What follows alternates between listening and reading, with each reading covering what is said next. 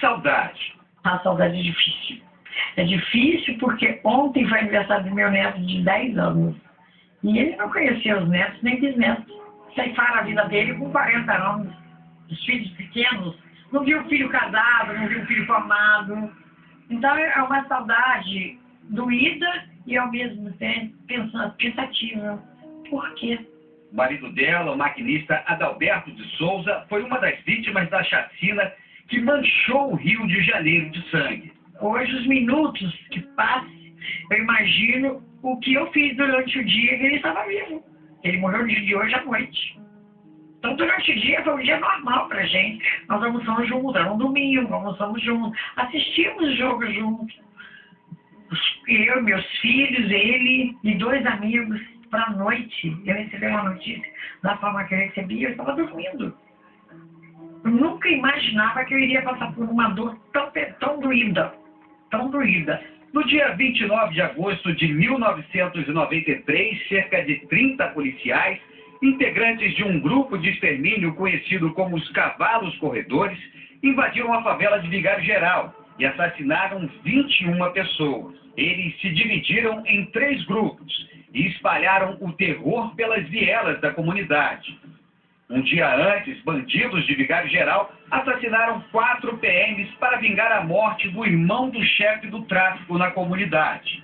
Foi durante o enterro que os colegas de farda planejaram uma retaliação aos criminosos, mas acabaram tirando a vida de pessoas inocentes. Justiça! Que está certo e vai ter feito justiça. A chacina de Vigário Geral, até hoje, é um dos capítulos mais brutais da história da violência no Rio de Janeiro. 52 pessoas foram denunciadas pelo crime. 47 policiais militares, 3 civis e 2 informantes. Mas somente 7 PMs foram condenados. No segundo julgamento, 3 foram absolvidos. De lá para cá, alguns morreram. Até mesmo tiveram a pena extinta.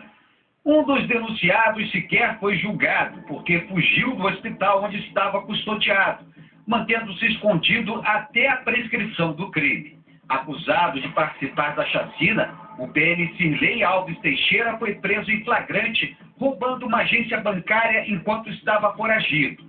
Em 2017, ele foi assassinado na porta de casa. Para marcar os 30 anos da tragédia, vai ser inaugurado um monumento em homenagem às vítimas da chacina, na Praça Catolé do Rocha, com a instalação de uma placa com os 21 nomes dos moradores assassinados. Além disso, o Cristo Redentor receberá uma iluminação especial na cor verde, simbolizando a esperança de dias melhores. A comemoração será encerrada com uma missa no bairro. Eu acho importante, nos 30 anos da chacina de Vigário Geral, que matérias sejam feitas como essa para lembrar a sociedade, porque o tempo passa. Aquilo que agrediu a sociedade ontem é esquecido. Então, para não esquecer, para manter a sociedade alerta, para que se cobre de todos aqueles que são envolvidos na segurança pública, é muito importante. Então, eu diria, aquela noite não acabou para os familiares. Eu espero que a sociedade comece a repensar em tudo que vem acontecendo, porque pensar a gente já pensa, mas voltar ao passado e ver. Teve alguma melhora? Não. Antigamente era atacado, hoje é varejo, mas continua. Hoje continua. Até quando? Eu tenho filhos, eu tenho netos, e eu penso nos meus filhos e meus netos futuro. Então pensem, repensem no que foi lá em 93, quando fez. Os que fizeram já não estão aqui, mas os que estão, pensem, que deixam a família muito doída. Com uma marca profunda. É uma marca que não tem jeito de curar. Um tata, dona Iracema. É o tal do bebezão, que à época tinha 150 quilos e 2 metros de altura, um dos policiais. Que, segundo as testemunhas sobreviventes, era o que mais gritava e ordenava. Fabiano Assinês, eu hoje conversei, temos o Maurício, né, Maurício, que trabalhava à época, eu e Fabiano não tínhamos idade. Fabiano, quantos anos você tem? 48, eu tinha 18 anos na época. 18 anos. Eu tinha 13 anos. Eu me lembro exatamente de uma imagem que me marca. Não era hoje. Pratique um pouquinho desse áudio, que eu não estou conseguindo ouvir. É pardal, você me ouvido aqui. Pede para tirar um pouquinho, que eu não estou conseguindo ouvir. E eu quero bater esse papo com o Fabiano, que eu acho muito importante, com a dona Iracilda. O desembargador, à época, era promotor. 30 anos, ele é um cara, um senhor apessoado, jovem, assim. Imagina, ele era um jovem promotor, que é o que ficou cara a cara com esses policiais. E eu gosto de ouvir histórias de colegas nossos antigos. Hoje eu ouvi, Maurício conhece muito bem, o Felipe Melo, você também conhece, meu produtor executivo do meu programa na rádio, e que ele era repórter já da rádio. E ele fala que uma das coisas mais chocantes, que ele foi para falar com, ele até foi obrigado pelos traficantes a comer um porco que saía de um valão para chegar até o tal do João Jacaré, não era? Que era o traficante que ordena a morte dos policiais na praça, que depois os policiais sobem, que eram chamados os cavalos de não sei o que, né?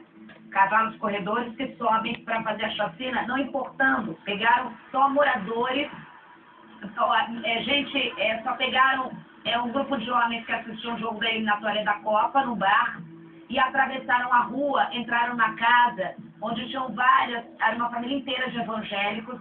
E a imagem, eu com 13 anos lá em Anastácio, eu lembro de ver a imagem que mais me marcava era uma casa pobre, cheia de gente caída morta, porque não tinha o cuidado que a gente tem hoje de botar o chamado blur, que a gente, né Maurício? Mostrava tudo. Então, é que você pega, mostrava caixão, e aquela imagem daquela bandeja fria, né? E eu estava conversando hoje com o Felipe, que ao contrário da gente, estava já, assim como o Maurício, trabalhando nessa história. Essa imagem é muito forte, em preto e branco, né? Mas se tinha já imagem forte, foi feito um efeito de um documentário sobre a tristeza, e a imagem já era dessa forma. E eu perguntei para ele o que mais marcou para ele. O que mais marcou para ele, ele falou que não foi subir o medo de entrevistar o traficante à época, que não morreu. Morreu depois de confronto com a polícia. Não morrem nem os traficantes, não morrem nem os policiais. Morrem só inocentes. E ele fala que era o choro contido e miado. Miado não, que eu que uso essa expressão, né? Porque eu tenho horror de choro miado. É o choro dolorido da comunidade em si. Porque Vigário era sim dominada já por traficantes, é óbvio pela história só, Fabiano, mas principalmente, né, era outro tipo de comunidade. Era uma comunidade onde todo mundo se conhecia e vivia em comunidade, mesmo dominada pelo tráfico. E essa família, do qual é o principal palco da chacina, era uma das mais solidárias com o povo pobre. Então, assim, é muito forte. E como disse o promotor, o desembargador hoje, a gente não pode esquecer. Ao contrário do que disse a dona Iracilda, eu acho que muda, é um marco que muda, né? Você tem depois vários fins de pagar para matar, retirado, mas o que ela quis dizer é o seguinte, a gente continua vendo covardias acontecendo tanto por parte dos policiais, quanto as covardias que a gente mostra dos fatos dos traficantes, né? Essa é a chacina que mais é emblemática em relação aos dois lados.